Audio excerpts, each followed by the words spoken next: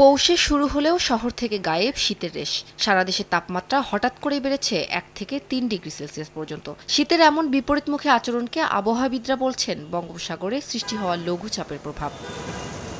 লঘুচাপটি এবছরের প্রথম বৃষ্টিবলয়। এটি ঘূর্ণিঝড়ে রূপ না নিলেও রাজধানী সহ দেশের উপকূলীয় এলাকায় ঝরাবে মাঝারি থেকে ভারী বৃষ্টিপাত, যা স্থায়ী হতে পারে আগামী রোববার পর্যন্ত। আপাতত এই সুস্পষ্ট লঘুচাপ আর ঘনীভূত হওয়ার সম্ভাবনা নেই এবং এখান থেকে নিম্নচাপ বা সাইক্লোন হওয়ার সম্ভাবনা আপাতত নেই। খুলনা বিভাগ, বরিশাল বিভাগ, চট্টগ্রাম বিভাগ এবং সেই সাথে ঢাকা বিভাগের যে দক্ষিণের যে অঞ্চলগুলো আছে, কোথাও কোথাও হালকা বৃষ্টি, কোথাও কোথাও মাঝারি ধরনের বৃষ্টিপাতের সম্ভাবনা আছে। এদিকে লঘুচাপের প্রভাবে শীতের তীব্রতা কমে এলেও তা বাড়তে পারে 25 ডিসেম্বরের পর। কোথাও কোথাও দেখা দিতে পারে ঘন কুয়াশা। যখন বৃষ্টি শেষ হয়ে যাবে তখন তারপর থেকে কিন্তু তাপমাত্রা কমতে থাকবে, শীতের প্রকোপতা বৃদ্ধি পেতে থাকবে। তীব্র শীতের প্রভাব বয়ে যাওয়ার সম্ভাবনা আছে দু একবার, তবে মাঝে মাঝে কিন্তু ঘন কুয়াশার আবির্ভাব হবে।